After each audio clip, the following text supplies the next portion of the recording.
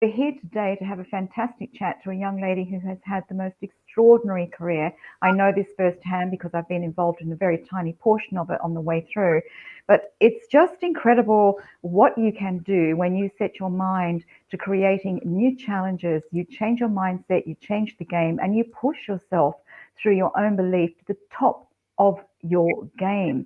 And this is a lesson that will come out repeatedly in this interview from this incredible woman who has achieved so much in a fabulously short space of time.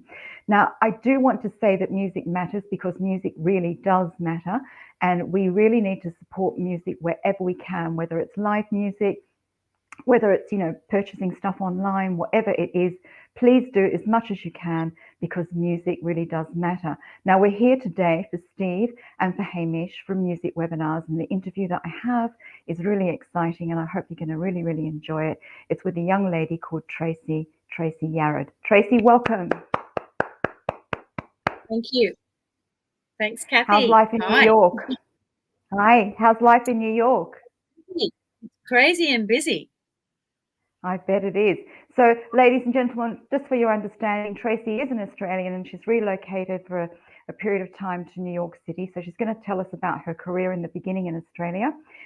Tracy, you toured Australia extensively. What bands were you with, and what was it like? Because Australia, for those who don't live here, Australia is physically such a big land mass, and we don't populate all of the earth of the country. We're kind of like spread out in cities which can be 9 or 14 hours apart in driving time.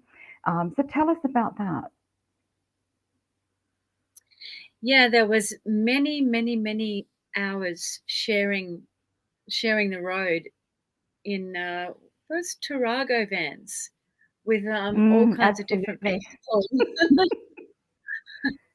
But it was a great experience touring around Australia because it really got your we call it chops, don't we? Your licks, your chops, your musicality. It was a great way to really improve your game because you were playing all the time, and you were playing to really different audiences from the city to the country towns. You didn't know what to expect, particularly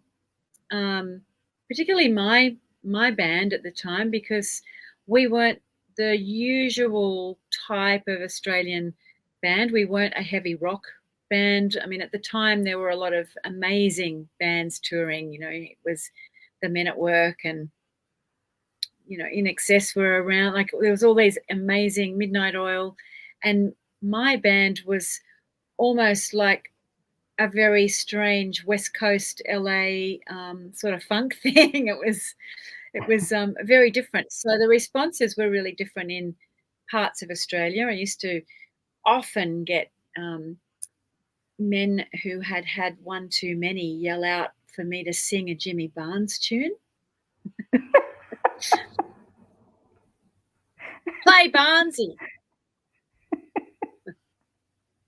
But anyway, it was very funny. It was an education. It was a real education, and it was great. I wouldn't change those days for anything. Working on the road with those great musicians, I was so fortunate when I first started playing. The very first band I was in Sydney was called the United Notions, and it was on the Northern Beaches. I lived up there for a long time in Palm Beach, and we had this great band. It was quite a big band. Chris Raggett was the leader of the band. I don't know if you know him. He's a great guitarist, and I was a backup singer, and that was the first experience. Wow. And we went on that show, Star Search, before all those Australia's Got Talent things were around. It was called Star Search. I'll never forget doing that. We got to round 3 or something, but so that's where I started, and then I moved from that group actually into the Oz music scene, which we're going to talk about later, into an all-girls band with some incredible players, Julia Day and Betty Summerson and some of the girls from the Party Girls.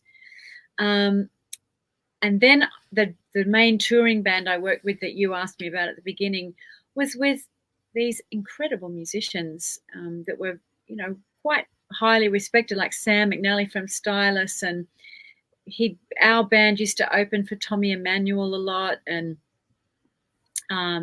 you know, Ben Butler played guitar in the band, and he now lives here in New York and plays with Bruce Springsteen and Sting, and so these guys are absolutely exemplary. They're playing, you know, they were at the top of the playing game, and it was incredible. Mitch Farmer was on drums for a while, and man, it was Ian Lees from Moving Wow. Pictures was the bass player, and yeah, so to be able to play with those people, and Danielle Gahar and I used to sing together, and Rick Price was in the band.